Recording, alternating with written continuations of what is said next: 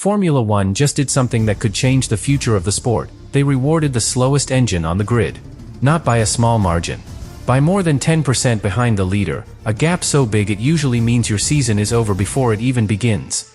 But instead of falling out of the fight, Honda and Aston Martin just received extra development time, massive testing advantages, and millions in support that no one else had when the rules were written.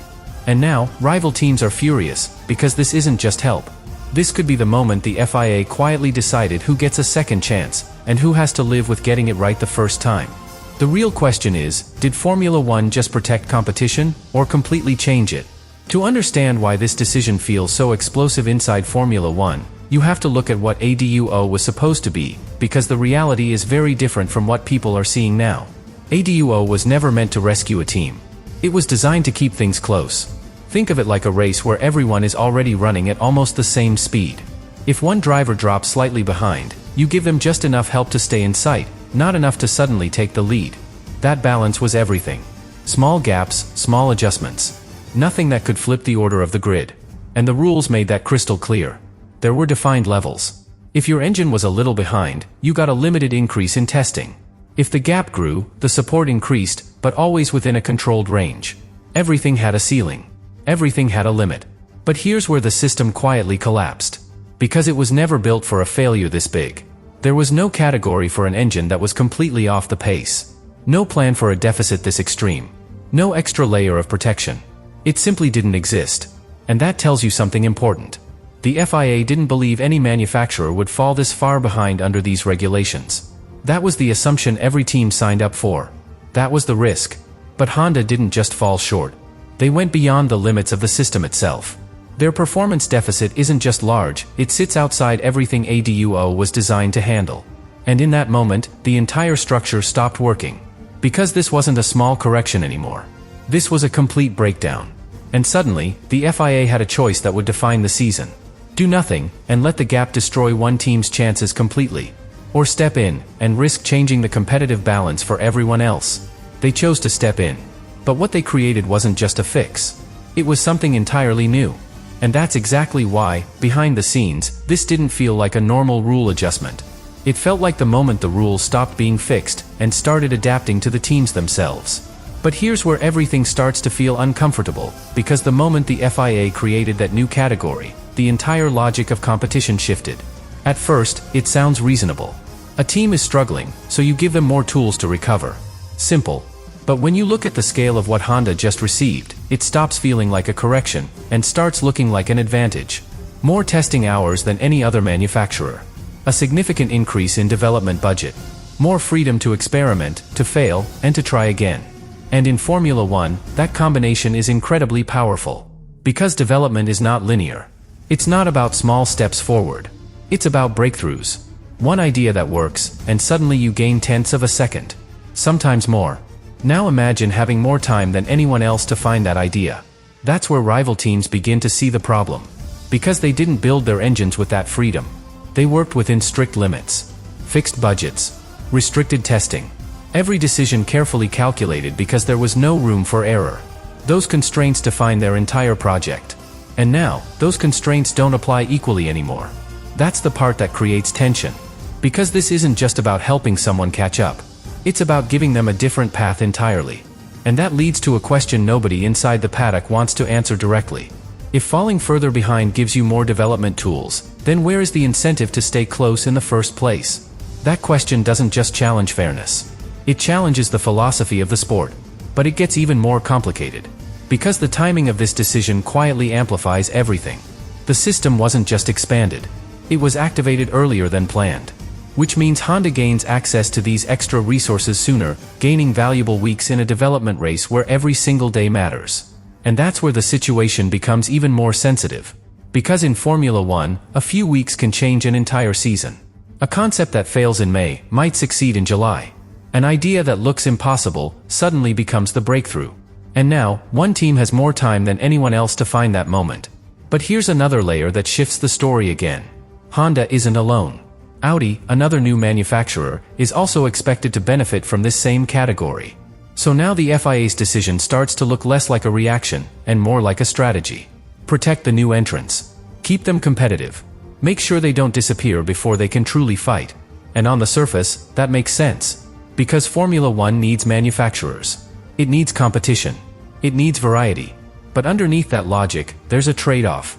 Because while some teams are being protected, others are being forced to defend their advantage without any additional help.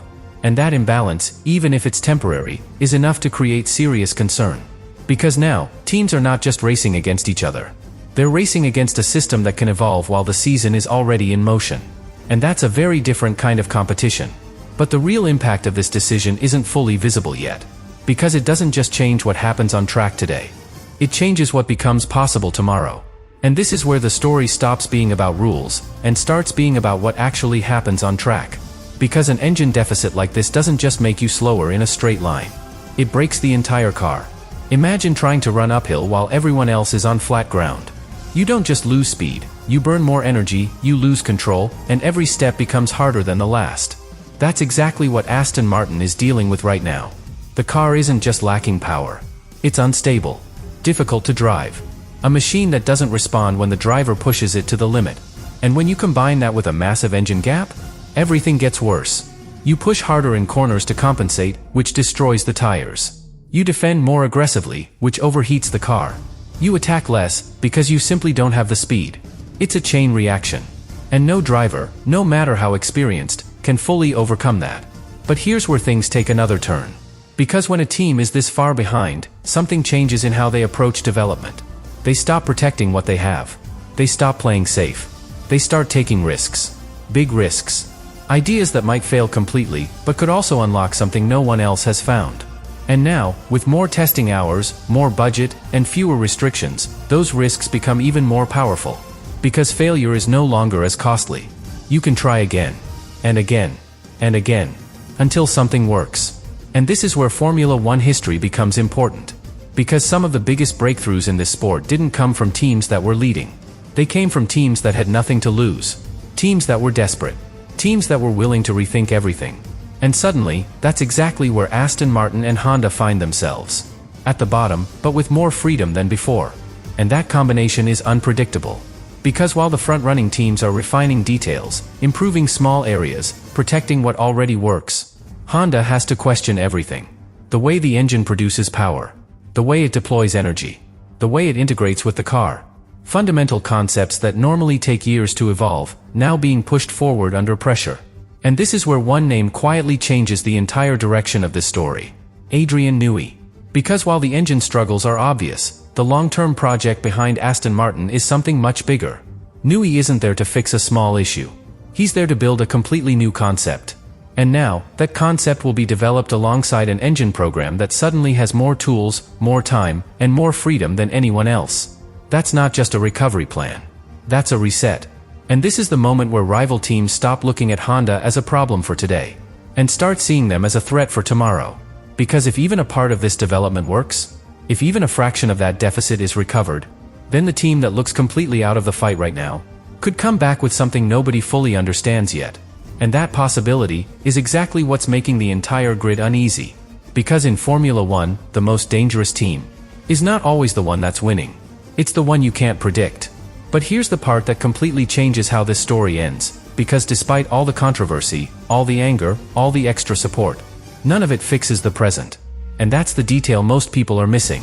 Because even with the FIA stepping in, even with the new category, even with all the additional resources, Honda cannot bring an immediate solution to the track.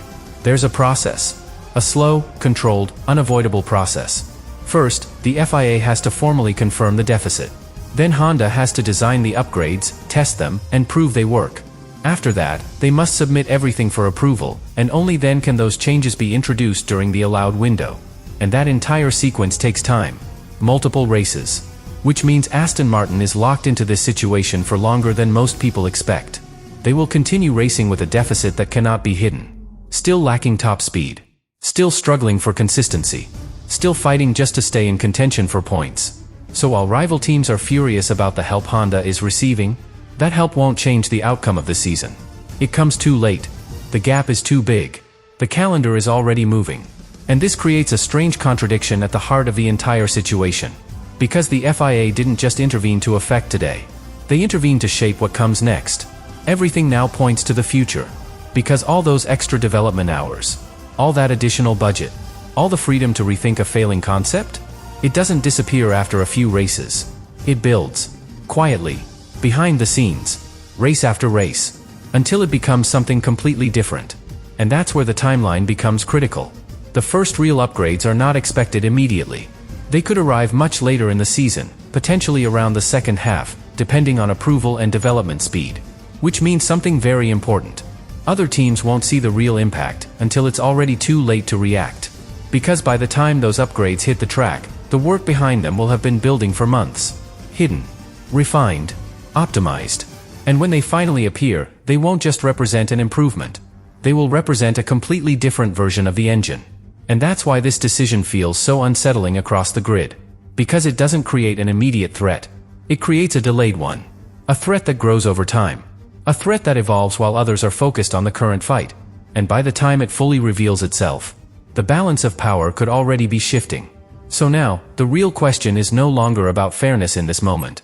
It's about consequences in the next one. Because if Honda uses this opportunity correctly, if they turn this extra freedom into a breakthrough, then this won't be remembered as the moment they were saved. It will be remembered as the moment everything was reset. And the teams that are furious today might be the ones trying to catch up tomorrow.